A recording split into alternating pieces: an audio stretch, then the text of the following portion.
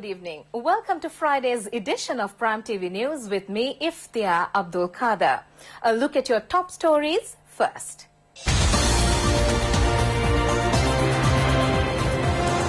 The Speaker rules that he had no authority to change the opposition leader's position. Strong protests expressed to striking railway unions. The Dana Abhimani program to empower women begins. A 3-year plan mooted to develop school cricket. And on news overseas, dozens of civilians are killed in a school bus attack in Turkey. In your local news this evening, the people claim that the train strike is very unreasonable. They have expressed their strong protest to the railway employees. They condemn the grave hardships caused to the innocent commuters through their exercise of meeting petty targets. In the meantime, the related sectors have taken optimum measures to meet the transport requirements of the people. Several railway trade unions staged a lightning strike the day before yesterday. The strike is still operative. Despite the strike, Additional General Manager Railways, Dr. Vijay Samarasinghe, said that they operate 9 trains today too. Meanwhile, the Sri Lanka Transport Board has taken action to deploy more buses for the convenience of the people who are facing immense hardships due to the railway strike. SLTB Chairman Ramal Siriwardena said that by now they have deployed 6,000 buses for operations throughout the country. According to the Railways Department, the number of commuters travelling by train through 396 journeys is more than 3 million. Thus, these commuters experience great hardships as a result of the strike mooted by the railway workers without advance notice. Even the BBC had reported this situation. Severe injustice had been caused by the rail strike to office workers travelling daily by train and the students who are sitting the GCE advanced level examination. It was also witnessed today as to how commuters were facing difficulties at various stations in the country, including the Colombo Fort railway station. Among them were foreign tourists. The people expressed their strong protest to railway workers who are staging the strike. Speaker Karu Jayasuriya today informed the House that according to existing parliamentary norms and the Constitution, he has no provisions to affect any change in the opposition leader's post. The Speaker said that he was declaring his final decision on the situation, which has risen with regard to the leader of the opposition in Parliament after much deliberation and extensively studying the matter. He stated that the long-standing tradition has been to appoint the leader of the party, which is not connected to the government and has the highest number of members represented in Parliament, as the leader of the opposition. The Speaker stated that therefore he informed the House on September 3rd, 2015 that he accepts MP Rajavarathiam Sambandhan, who is the leader of the Ilangai Tamil Arasa Katchi, which has the most number of members sitting in the opposition and not part of the government, as the leader of the opposition of the 8th Parliament. As such, he said that he hereby declare that as his final decision that he cannot affect any changes to the opposition leader's position as the Speaker of this Assembly in terms of a constitutionally or traditionally. A request made by another group of children in the Galkiriagam area has been fulfilled with the mediation of President Maithripala Sirisena, motivating their educational activities. President Maithripala Sirisena recently joined in a program held at Namal, Uyana. The helicopter in which the president was travelling was landed near the playground situated in affiliation to the Katupattagama Tikiri Preschool at Subodagama in Galkiriagama. It was with great affection that the small children awaiting the arrival of the president welcomed him. Despite the heavy load of work, the president gave an ear to their voice as a genuine father. This preschool had been operating for about 19 years in the midst of several shortcomings. The president, who listened to their grievances, issued instructions to the officials concerned to immediately solve their issues and fulfill their requirements. A request was made to fulfill their electricity facilities as well as build a security fence for the safety of the children.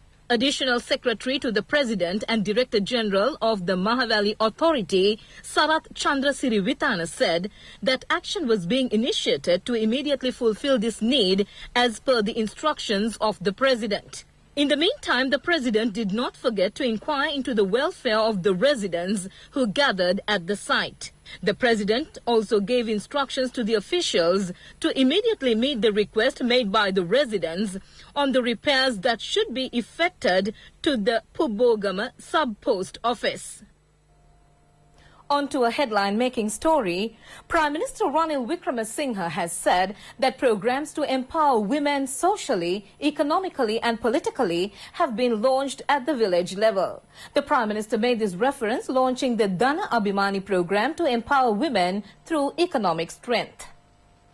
The Dana Abhimani program is being organized by the Ministry of Social Welfare and Primary Industries. Its inauguration took place at Temple Trees under the patronage of Prime Minister Ranil Wickremesinghe. The contribution made by women to the national economy is enormous.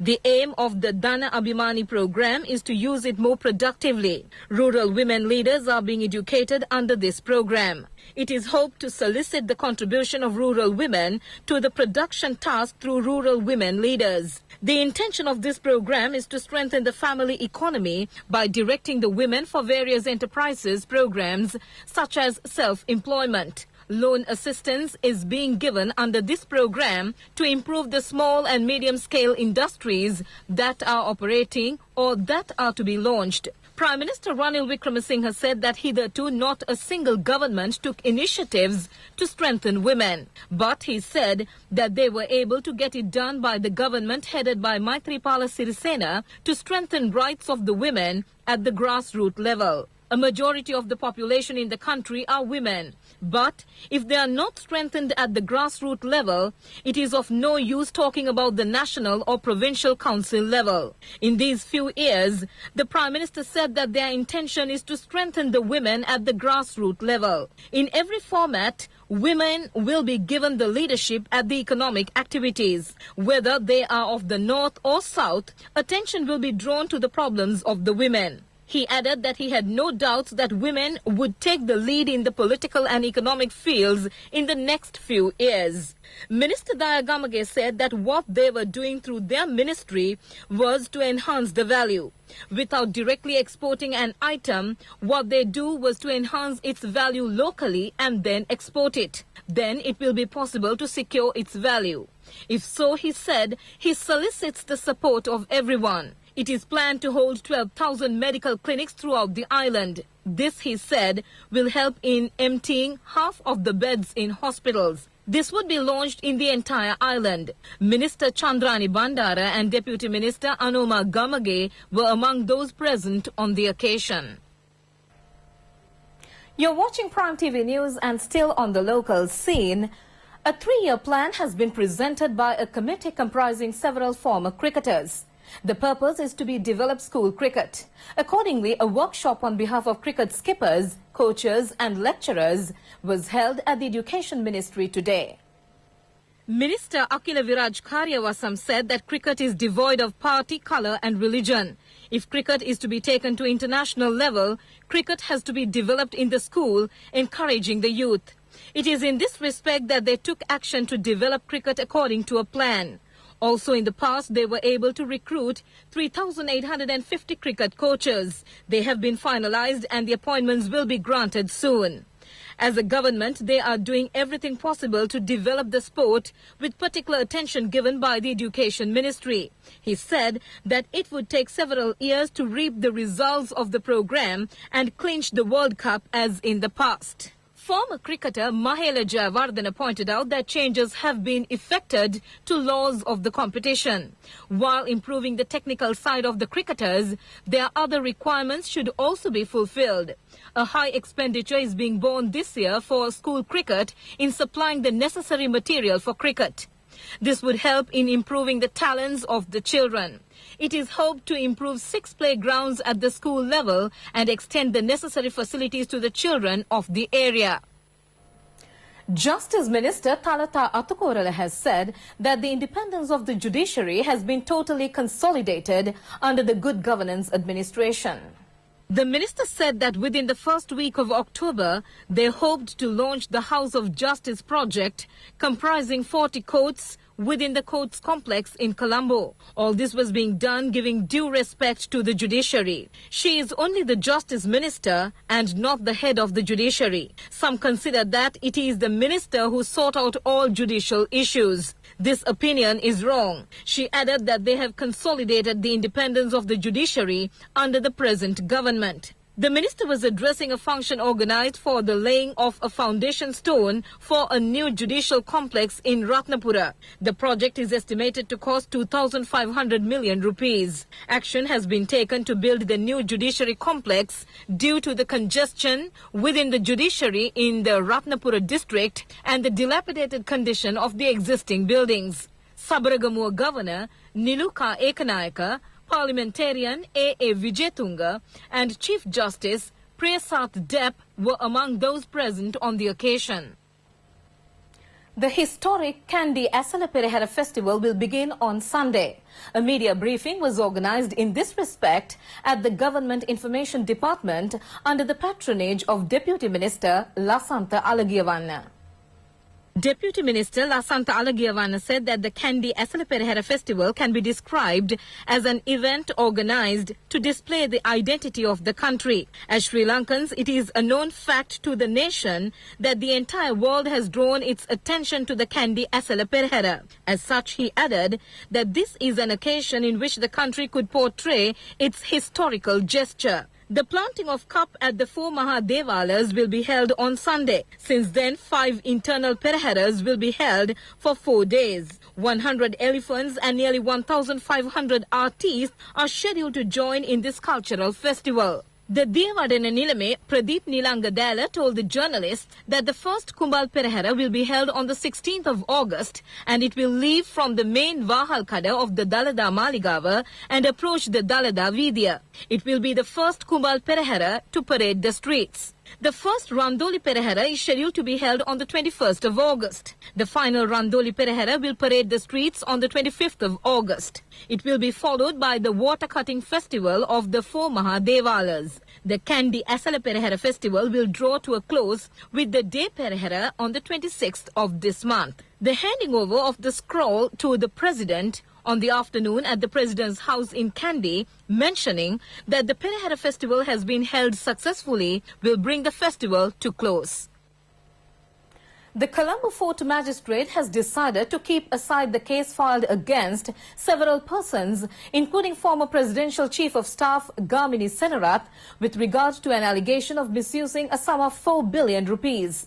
They are accused of misusing funds allocated with cabinet approval for the Grand Hyatt Regency project being constructed in Kollupitia under a company affiliated to the Sri Lanka Insurance Corporation. The Magistrates Court decided to leave aside this case following the intimation to courts by the Financial Crimes Investigation Division that a case in this respect has been filed in the High Court. Accordingly, the Magistrates Court emphasized to the suspects to appear in the High Court as soon notices were received. A request made by the suspects for foreign travel was turned down. The other suspects are Neil Hapuhinna and Piyadasa Kudabalage. One person died following the fall of a bus to the Nonagama tank in Ambalangoda. A private bus plying from Colombo to Kataragama faced this accident.